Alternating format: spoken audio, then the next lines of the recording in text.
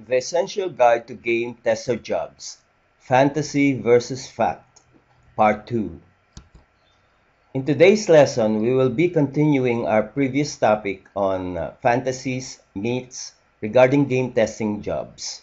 I'm presenting these facts to you so you will be thoroughly grounded in the realities of this type of work. I'm not discouraging anyone from pursuing a career in game testing. However, I do want you to have a realistic view of the field, even before entering it, so you won't be surprised by what you will find there. Fantasy. Game testing is loose and informal. Fact. Methodologies like Agile are routinely used in production chain type industries, including the gaming industry.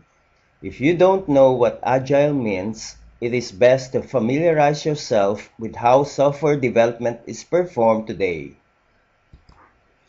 This will definitely help you fit right in when you are accepted as a game tester.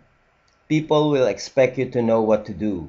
I highly doubt that you will be led by the hand when you perform game testing for the first time, so beef up on the right knowledge before applying.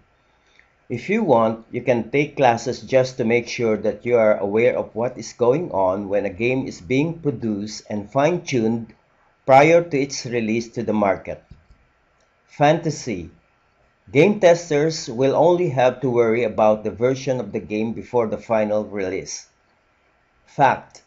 Stable releases are called beta version and alpha version. These versions of a game are considered usable and contain few bugs. You will not be working on alpha and beta versions only.